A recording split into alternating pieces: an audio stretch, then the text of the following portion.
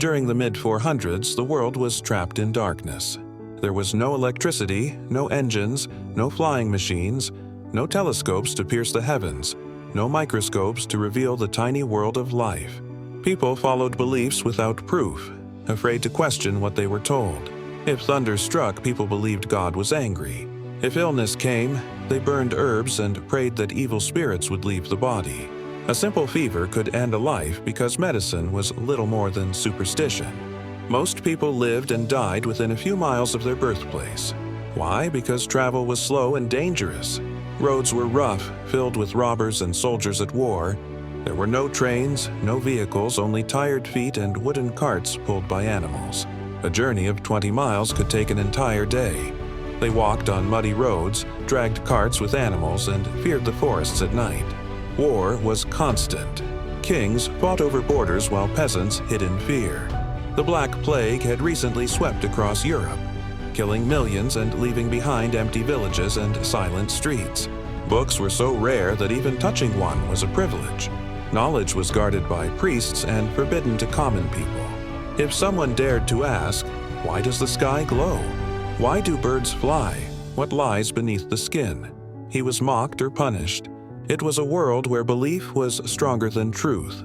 Fear was stronger than knowledge. Tradition was stronger than imagination. People accepted life as it was because no one could imagine anything different. No one had heard of engines that could move without horses. No one had imagined machines that could fly in the sky or swim beneath water. The word invention itself was rare. People only copied what already existed. But during this age of fear and superstition, a single man began to see beyond the horizon. While others accepted life as it was, he dreamed of what it could become. His mind lived centuries ahead of his time, imagining a future the world could not yet see. His name was Leonardo da Vinci. And while others lived in the world, he came to redesign it. This is the story of Leonardo da Vinci. Not just an artist, but the architect of imagination.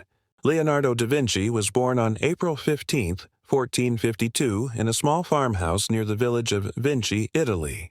His father, Sir Piero da Vinci, was a respected notary, a man of law who worked for wealthy merchants and noble families. His mother, Caterina, was a poor peasant woman who worked the fields of Tuscany, but they were never married. Because of this, Leonardo was born illegitimate outside marriage. This meant he could not inherit his father's position or wealth. As a boy, he went to a small school in Vinci. There, he learned to read, to write, and to do basic arithmetic. But he never studied Latin or Greek, the languages of scholars and philosophy. Without Latin, the doors of universities remain closed. And being illegitimate, he was not welcome in law or politics either. So the world told him, "You cannot study. You cannot rise to power." But nature became his true teacher. The fields, rivers, and hills of Tuscany were his school. He spent his childhood wandering through them, staring at every rock, insect, and leaf as if it carried a secret. While other boys played games, Leonardo collected feathers, stones, shells, and animal bones. He sketched them on scraps of paper, trying to capture their hidden design. His father, Sir Piero, began to notice. The boy was not like other children. Where others saw ordinary things, Leonardo saw patterns, shapes, and mysteries. Piero looked at the drawings and understood. His son's mind was touched with something extraordinary. He would lie in the grass, watching how birds stretched their wings. He would kneel beside streams, tracing how water swirled in circles. He would follow lizards, fascinated by their skin and movement. Everywhere he looked, he asked questions. Why do birds fly while humans cannot? Why does water move in spirals? Why does the moon follow us at night? He was quiet, shy, and often called different by villagers. But behind those calm eyes, a storm of ideas was forming. His curiosity was not playful, it was relentless. He wasn't just observing nature. He was studying its secrets, determined to one day recreate them. As Leonardo grew, his father, Sir Piero, realized his son's gift could not remain hidden in the small village of Vinci. He gathered some of Leonardo's sketches, birds, animals, faces, and even strange inventions. Then he took his son to Florence, the beating heart of art and science during the Renaissance. Florence was alive with creativity. Great thinkers debated in its streets. Artists painted on cathedral walls. Sculptors carved marble into living figures. Inventors dreamed of machines that could change the world. There, Ser Piero approached Andrea del Verrocchio, one of the most respected artists and engineers of the time. He showed him Leonardo's drawings and said, "This is my son. Will you take him as an apprentice?" Verrocchio examined the sketches carefully. The lines were precise, the details alive, the imagination boundless. He looked at the young boy, quiet, observant, with eyes that seemed to see everything. And he agreed. Thus, Leonardo entered Verrocchio's workshop, a place that was more than a studio. It was a laboratory of art, engineering, sculpture, and invention. Here, Leonardo was not only taught how to paint, he was trained to mix colors from minerals, grind pigments into oils, sculpt clay, carve stone, design machines, and even study anatomy. Verrocchio believed a true artist must understand everything from the weight of iron to the curve of the human body. Leonardo absorbed it all. He swept the floors in the morning, prepared brushes, and spent long hours copying his master's works. But soon his talent began to shine beyond the other apprentices. One day, Verrocchio was painting his great work, the baptism of Christ. He allowed Leonardo to paint one small detail, an angel at the side of the scene.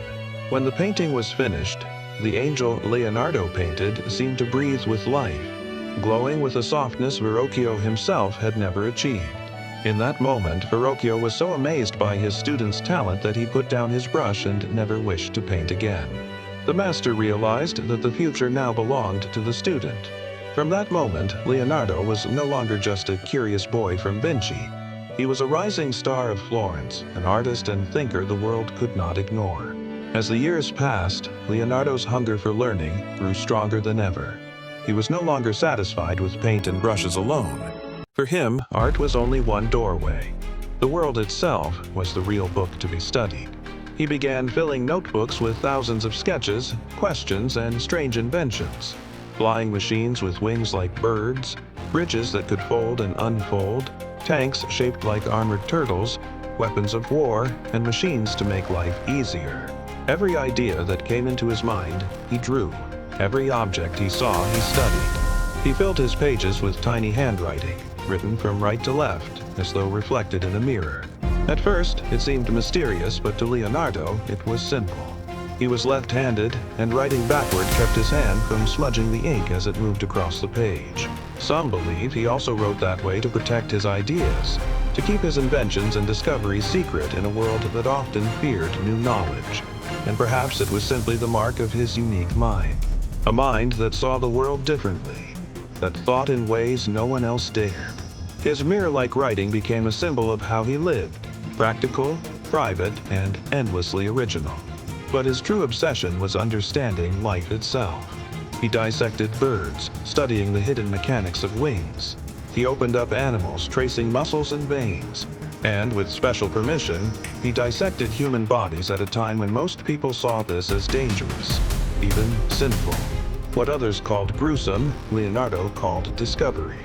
He wanted to know how blood flowed, how lungs filled with air, how the heart pumped, and how bones moved like levers. His notebooks filled with hundreds of drawings, muscles, nerves, organs, and bones, so precise that even modern doctors still admire them today. To Leonardo, art and science were not separate. He once wrote, "The painter who draws only by practice and eye without reason is like a mirror which copies everything but understands nothing." For him to paint a body, people had to understand its anatomy. To design a bird's wings, people had to know the physics of air. To build a machine, people had to learn the secrets of nature. Leonardo's mind refused boundaries. To him, painting, engineering, anatomy, music, mathematics, and philosophy were all part of one great puzzle, the puzzle of life. But in his time, many of his inventions remained only as sketches on paper. The world was not yet ready for the future that Leonardo had already imagined. By the late 1400s, Leonardo had become one of the most admired and esteemed artists in Italy. His reputation spread far beyond Florence to Milan, Rome, and the royal courts of Europe. Every ruler wanted a painting, a design, or even just his advice. But Leonardo was never just a painter. He was a storyteller in color, a poet of light and shadow. When he painted, he wanted to capture not just faces, but the souls behind them. In Milan, under the patronage of Duke Ludovico Sforza, Leonardo began one of his greatest works, The Last Supper. It was painted on the wall of a monastery dining hall, not on canvas, but directly on plaster. Leonardo experimented with new materials, hoping to make the colors more vivid and alive. The result was breathtaking. He captured the exact moment when Jesus tells his disciples, "One of you will betray me." Each face reacted differently: shock, confusion, guilt, fear. No artist before him had ever shown emotion with such realism and power, but his new technique did not last long. Within decades, the paint began to fade and peel. Leonardo had experimented with painting on dry plaster instead of wet. It gave him softer light and finer detail, but the colors never bonded to the wall. Moisture and time made the masterpiece slowly fade and peel away. Still, even in ruins, The Last Supper remained one of the most studied and admired paintings in history. Years later, Leonardo began another masterpiece, one that would become the most famous painting in the world. A quiet portrait of a woman with a mysterious smile that seemed to follow you wherever you went. Her name was Lisa Gherardini, the wife of a Florentine merchant named Francesco del Giocondo. But to the world, she became simply known as Mona Lisa. Francesco had asked Leonardo to paint her portrait, a simple family commission, perhaps to celebrate the birth of their child or their new home. But to Leonardo, this was not just another portrait. It was a chance to explore the deepest mystery of all, the human smile. He wanted to paint not only her face, but her soul. He studied her expressions for years, trying to capture the light of life within her eyes. He even brought musicians and gestures to play as she posed, so her smile would remain gentle and real. Layer by layer, he painted her skin with glazes so thin they seemed to glow from within. Each stroke was a conversation between science and art, between reason and beauty. He worked on her for nearly 4 years. Yet he never truly stopped. Even after leaving Florence, he carried the painting wherever he went, adding tiny touches for more than a decade.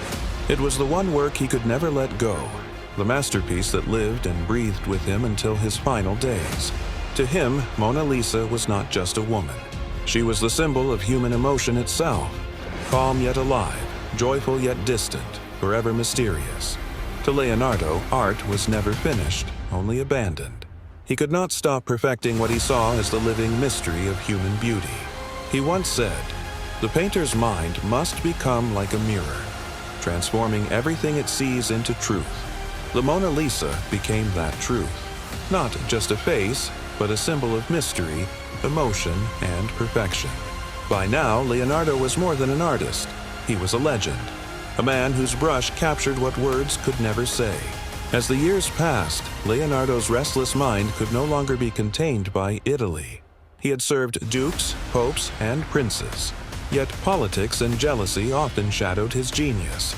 In 1516, an invitation came from King Francis III of France, a young ruler who deeply admired him. Francis offered Leonardo a home near his palace at Clou, now Clolus, a royal pension and complete freedom to dream. Leonardo, now in his 60s, accepted. He crossed the Alps on horseback, carrying only a few belongings, his notebooks, sketches, and 3 precious paintings: the Virgin and Child with Saint Anne, Saint John the Baptist, and the Mona Lisa. In France, the king treated him not as a servant, but as a friend. He called him Father Leonardo, visiting often to talk about art, science, and life itself. Though Leonardo's right hand had grown weak, his mind still burned with ideas. Canals, flying machines, new cities filled with gardens and light. He knew the end was near. In his notebook, he wrote, "As a well-spent day brings happy sleep, so a well-used life brings happy death." On May 2, 1519, in his quiet home at Clos Lucai, Leonardo da Vinci passed away at the age of 67. He left behind more than 7,000 pages of ideas, machines that could fly, bridges that could fold, and studies of the human body that still amaze scientists today. Centuries later, his visions would come alive. Airplanes, submarines, robots, and helicopters, all first dreamed by the man from Vinci. Today, Leonardo's genius lives on wherever his art survives. The Mona Lisa rests safely in the Louvre Museum in Paris, watched by millions. The Last Supper still covers the monastery wall in Milan, and his other treasures, St. John the Baptist and the Virgin and Child with St. Anne, remain in France. But there was a time when even her smile disappeared. In 1911, the Mona Lisa was stolen from the Louvre, vanishing for more than 2 years. The world mourned her loss. When she was finally found in Italy and returned to Paris, her fame had grown beyond imagination. What was once a masterpiece had now become a legend. Leonardo da Vinci died 5 centuries ago, but his spirit still lives wherever imagination dares to question the impossible. He proved that art and science are not enemies. They are twins born from curiosity. He showed that genius is not a gift of birth, but the courage to look at the ordinary and see the extraordinary. This is the legacy of Leonardo da Vinci, the artist, the scientist, the dreamer, and the man who taught humanity to imagine. If you like this video, please give it a thumbs up and share it with others who love history. Don't forget to subscribe for more powerful stories of leaders, legends, and the journeys that shaped our world.